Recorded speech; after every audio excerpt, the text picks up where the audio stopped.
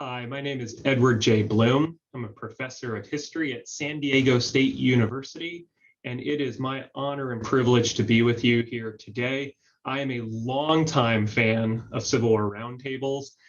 In fact, when I teach the Civil War Reconstruction, which I do just about every other semester, I always discuss the origins of Civil War roundtables and the role in which they played in continuing memories of the war. And at the end of the semester, I always encourage my students to join them.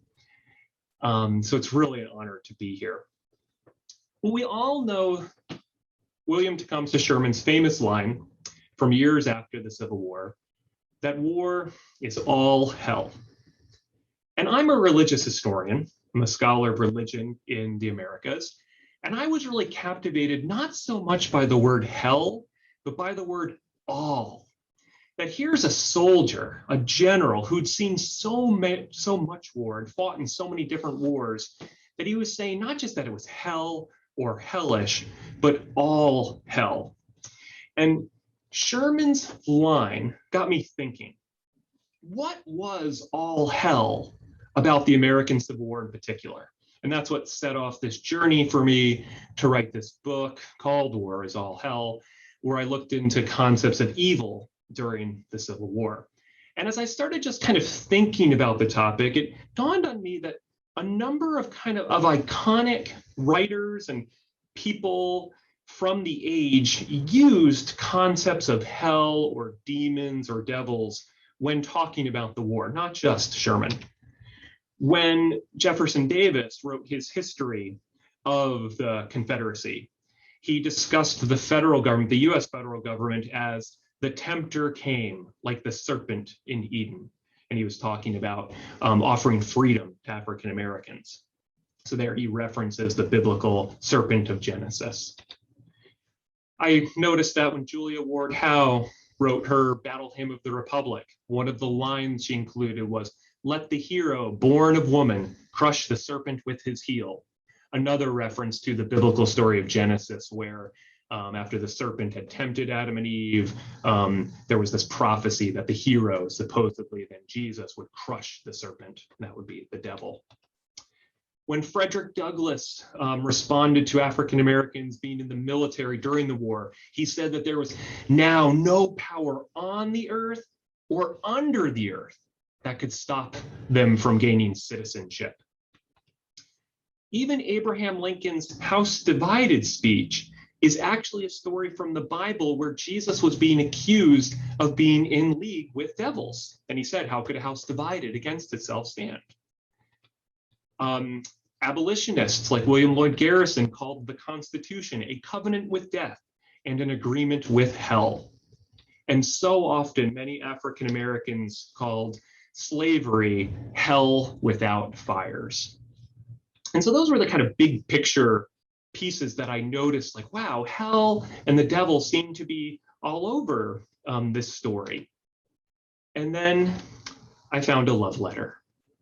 His name was Charlie Tenney, and he was a private from Ohio.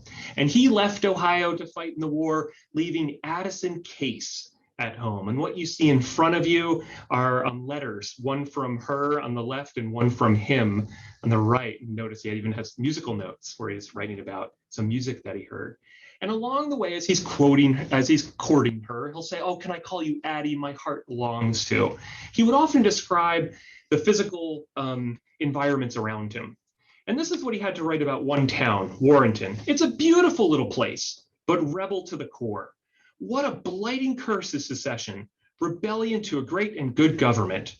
The first secessionist was Satan," underlined. And even in a love letter, this kind of granular, everyday thing, Charlie Tenney writes to his beloved Addie and references Satan as the first secessionist.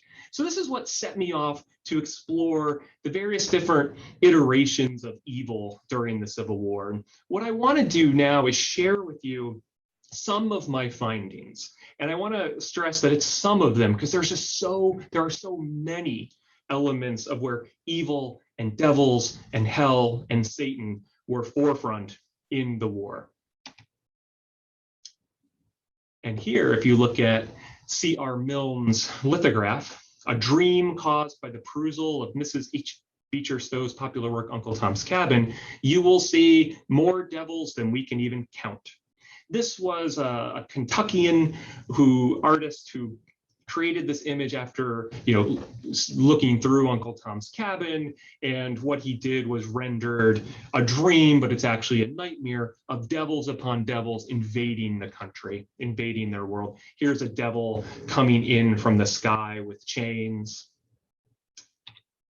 Here's a whole number of devils grabbing and groping at Harriet Beecher Stowe herself, who's coming out of an underground railway, and she's holding up a copy of her book. And here's a devil riding a devil who's actually part devil, part cannon. And this is where we see the kind of militarizing of the demonic in the kind of years before the Civil War. And this is from the 1850s. But I think this image, this lithograph, is really indicative of what happens during the Civil War. And that is, for Americans, it seems like hell has invaded their terrain. It has invaded their world, not just one, not just two, but a plenitude of devils and demons, and they seem to be everywhere. One of the first examples, and kind of most fascinating, is the ways in which Unionists in the North painted secession as an act of Satan. And there was this concept that Charlie Tenney wrote about, that the first secessionist was actually Satan. And so here's an envelope. This is an envelope that paper salesmen would sell, and there was a lot of selling of envelopes going on because letter writing went bonkers during the war, understandably. And here we have from 1861 from Mumford and Company an envelope that says "The First Secessionist," and there we see the devil. And this notion that the devil was the first secessionist, I think, is really important, because it's a way of rendering what Confederates were doing, what the Southern whites were doing, not as a war for independence, as Americans had fought 70, 80 years earlier, but as something sinister and diabolical, something that had its origins long, long, long ago. Unlike what Confederates would say, who they would say they were acting just like George Washington or acting just like Thomas Jefferson. Joseph Holt, who was a Kentuckian and a Democrat, and actually the Secretary of War under James Buchanan, had this to say in a speech after secession happened. He said, "Lucifer was the first secessionist of whom history has given us any account. He rebelled because the Almighty would not yield to him the throne of heaven. The principle of Southern rebellion is the same." Holt, a Southerner, Kentuckian, a Democrat, was quoted all throughout the North with this line. And in fact, his speech went into school books for children during the 1860s and 1870s, because it was so kind of like iconic for a Southern Democrat to be speaking ill of secession and making this connection between Satan and secession.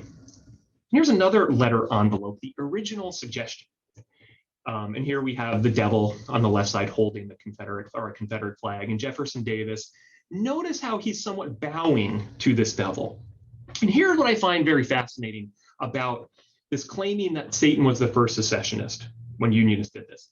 It was a fantastically smart way to simultaneously demonize what Confederates were doing by disuniting from the United States, and distance Confederates from the devil himself. Because notice here, Davis isn't the devil.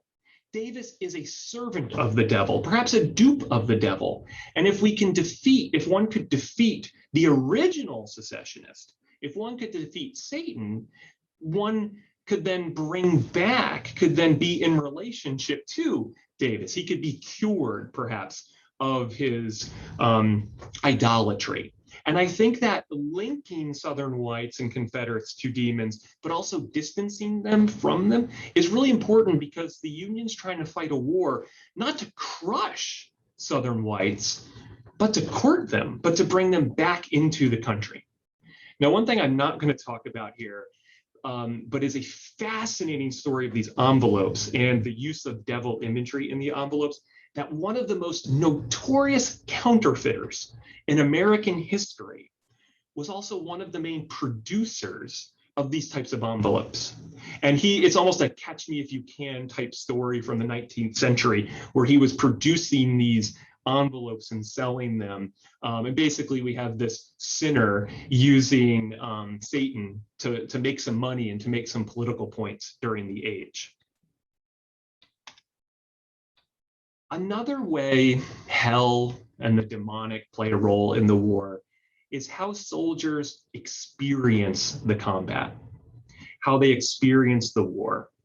Here's a photograph from George Barnard, who famously went around with General Sherman and photographed his campaigns. And in most of his photographs, the titles would be just the location. The title at the bottom of the photograph would say, Smithville, Alabama, something like that. This photograph was distinct, partly because the title of it was The Hellhole, New Hope Church, Georgia. But not just the title, but if you look closely at the photograph, there are no people in the photograph. This hellhole is a bunch of trees and bushes destroyed and devastated by the war.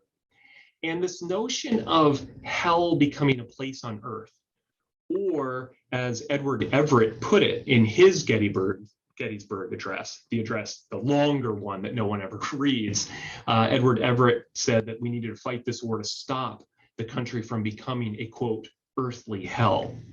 That this earthly hell that happened was about the destruction of the land. Now, we all know war is hell in the sense of that humans experience massive death. And in the Civil War, we know what these soldiers saw. They saw blood and guts and maggots, and they saw their friends' arms torn off, and it was just horrific. And that obviously is one of the reasons numerous American soldiers and Confederate soldiers went to discuss the war as hell and their experience as hell. So much so that Louis Bissell of Connecticut would geographically render himself in Cold Harbor and hell, or other northern soldiers and southern soldiers would talk about how hellish their experiences were. When I looked closely into their experiences, I wanted to understand why. Why is this all hell? And the American Revolution wasn't all hell. And War of 1812 wasn't all hell. Was it just the massiveness of death? And what I found is it wasn't how big the war was. It was actually how small the war was, how granular the war changed men and women's lives. In their diaries and letters, these soldiers would often talk about how there was no church on Sunday, and how that disrupted their lives. They talked about how the sounds they heard were different. Farmers talked about how distraught they were at destroying farmland. Builders were distraught that they destroyed homes. Basically, everything these men had been taught to revere, they were doing the opposite of. The United States had viewed itself as transforming a wilderness into a cultivated, godly republic. And now these men were tearing down that cultivation. And so when I looked at how soldiers eventually started discussing themselves as living in hell, as experience hell, I found that, yes, death and the death around them of their comrades and injury were clearly a part of it. But the more granular and banal changes of life really seemed to generate the hellishness. Now, obviously, another place of experience hell would be Civil War prisons. And we've got a whole section in the book on Civil War prisons and how those and why those were seen as hellish. One little teaser for that is a number of white Northerners in Southern prisons who dressed up and disguised themselves as African Americans to attempt escapes. They talked about the hellishness they experienced and in these really, really fascinating ways about how it connected them to slavery. There's a whole section there. Now, some men experienced war as so hellish in part because of immobility. Okay, this is a drawing of a uniform of what was called at the time the Invalid Corps, became later the Veteran Reserve Corps. And one of its members, founding members, was Charles Johnson from Pennsylvania. And he started the war really excited to fight. And he would write to his wife, Mary, about how he believed God was in charge of everything that was happening. And then he lost control of his bowels. He in Virginia, he was drinking the water there, and the water wasn't good, and it was causing all these intestinal problems for him. And he would write to her about the, quote, infernal soil of Virginia and how it was destroying his insides. And then he got shot and ended up in a hospital bed, where he would write to Mary that he had it, quote, worse than Job. So Job is the biblical character who God allowed the devil to tempt through, destruction of Job's family and goods, and then ultimately his body. And Charles Johnson talked about how he couldn't stop what was coming out of his body, not only from his digestive tract, but also from his mouth, his words. He couldn't stop swearing and cursing. He was in so much pain. And in his diary, he didn't write to Mary about this, he contemplated suicide because it was so horrible, and said he would have preferred going to hell than living through what he was living through at the time.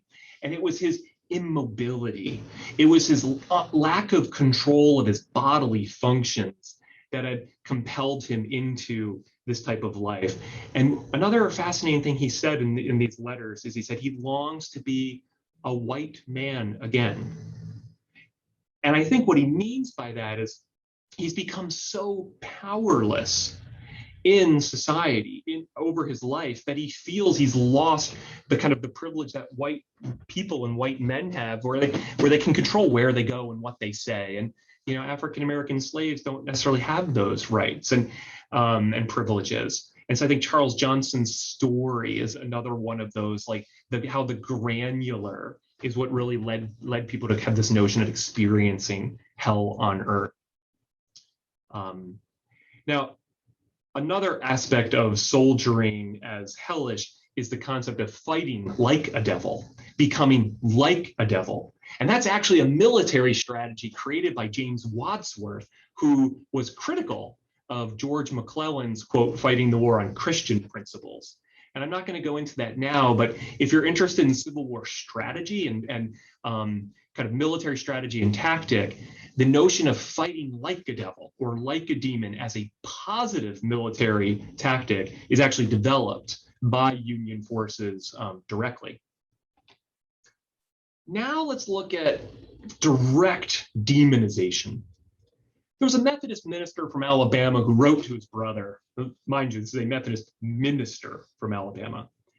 It is doing God's service to kill the diabolical wretches on the battlefield. Direct demonization was rare at the beginning of the war. These are people who'd been part of the same country. They largely called each other dupes of the devils, or Confederates would say that Yankees were vandals, kind of invaders, but not demons.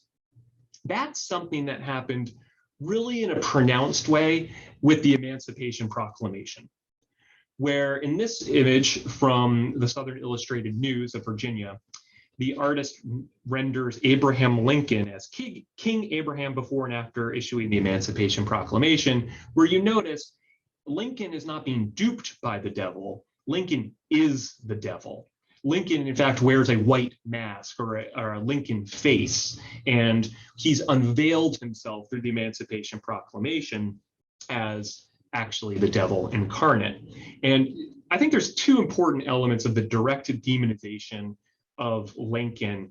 One is the emphasis on emancipation, and in particular, the recruiting and arming of African American soldiers led Southern whites and Confederates to see him as a devil incarnate. But also the word king, King Abraham, that he's seen as a tyrant. He's seen as a traitor, not only to kind of white supremacy or white mastery, but he's seen as a traitor to a constitutional republic. That instead of being a president, he's a king. and he's acting like a king, and those two things fuse together to make him not a dupe of the devil, but seen as the devil himself. Now, of course, Southern whites weren't the only ones doing direct demonization. We all know of the Copperhead Party. Those peace Democrats from the North who were seen as so disloyal that they were rendered and considered Copperheads. And in fact, the first reference to peace Democrats as Copperheads was in the Cincinnati Commercial in 1861, where it specifically suggested that these peace Democrats should bear the curse from the book of Genesis, that they should on their bellies kind of move around. And so that the Copperhead, as a reference to the serpent, as a reference to the tempter of the book of Genesis, was kind of all over the place. And again, that's another example of being a traitor, that peace Democrats are seen as traitors by Northern Republicans, by Unionists, and they're seen as that it's their being traitors that makes them not, again, dupes of the devil, but somehow devilish themselves. And interestingly enough, African Americans before the Civil War had regularly referred to Southern whites and masters as snakish. Frederick Douglass did that routinely. So this notion, the connection of snakes to evil and humans as snakes to evil, is something that comes out of African Americans' anti-slavery movements, and then anti-peace Democrat among Unionists as well. And then finally, the one last kind of example of demons and devils in the era of the Civil War is the Ku Klux Klan. Now, most of us, if we watch movies or think about the KKK, we largely get the image of the KKK from the 20th century, and that's cross-burning men who wear, all white and parade around and these types of things. The original Ku Klux Klan in the late 1860s purposely disguised themselves as devils with horns in human form. They routinely created hats and other disguises that had horns, sometimes had tails. Some Klansmen created these kind of contraptions where it could look like they were drinking water, and they just wouldn't stop drinking water. They had basically it funneled in, and so basically they were saying they would come from hell. Their thirst was unquenchable, that no water could put out the fire that was in them. And one of the ways to scare African Americans and their supporters was to attack at night and to appear demonic. And numerous African Americans reported that these men would say they were from hell, that they were there to take Black men, women, and children back to hell. And there was just a lot of kind of hellish costuming and performing. Now, interestingly enough, very few African Americans didn't seem to be scared of this at all. They seemed to know who these people were, largely because these white men were part of their communities, and these Black men and women could tell who they were by their voices. They all knew each other well enough at the time. But what inadvertently happened is that the regular costuming of themselves as devils actually provided a way for federal investigators to establish interstate conspiracy. During the Klan hearings of the early 1870s, the investigators routinely asked the white and Black testifiers, what did these men look like? Were they wearing horns? Did they say they were from hell? And as African Americans and other whites from various states and different counties throughout the South all answered in the same way, all answered affirmatively. Oh, yes, they had horns. They were an inch long. The horns were 4 inches long. Yes, they said they were from hell. They said they came from Helltown. They said they were going to take me back to hell. That actually became a way for the federal government to claim jurisdiction over what could have been seen as local, either county or state issues. Here's a If a person attacks another person in a town or a county or a state, very, very rarely does the federal government have jurisdiction or claim jurisdiction over it. But when a conspiracy or when a plan goes across state lines, then the federal government can take action. And in fact, it was the Klan's performances as demonic, as devil, as humans in devil form, allowed the federal government to claim jurisdiction and then pass the Force Acts, which effectively destroyed this first KKK. And in the words of Ulysses S. Grant, the president at the time, were set out to destroy the evil that had besought the country. So these are just a few of the ways that evil and notions of hell and devils and demons played a role in the American Civil War. I think the key point, I have two key wrap-up points here. One is for the Civil War generation, that the people, the millions of people who lived through the American Civil War, there are many, many, many deployments of evil, of seeing Satan or devils or demons or hell all around them. I think it showcases just how wrenching, just how earth-shattering, not just in literal senses, but also in a cosmic sense, the war was for these people. That they didn't see Milne's lithograph as a dream, but it became their reality. And that when we think about the American Civil War as different from other wars that societies have experienced, that in this case, the war was so totalizing that the only way they could explain it was through the inexplicable, that hell had come to this godly kingdom. Then for us, so that's, I think, the kind of key point for the Civil War generation. For us, for our generation, for those who look to history, in one sense, to have fun, to learn some things, and also to think about our own society, our own lives, I think one key point might be this, that we need to be careful about the devils that we make, the devils that we conjure around us. When we call others devils, or we make devils, it might be necessary to call something evil. Is it wrong to call Nazism evil or Hitler demonic? If it helps defeat the Nazis and it helps destroy what they were about, then yes, absolutely, it's necessary and perhaps even good. But on other occasions, when things are less clear, when it's less obvious, the evil, when we render something as diabolic or create things we know to be diabolical, they're often, just like serpents, very difficult to kill for good. And so whether it's expansions of federal power, whether it's protecting a certain type of life like Klansmen were trying to do, that once these devils are created, they're really hard to push back. They're very hard to defeat. And then our society has to live with the legacy that our children and our grandchildren, our great-grandchildren have to live with the devils of our making. And so that's, I think, the key for us living today is to be very careful and very wary of who we render evil or demonic or somehow, some way connected to Satan.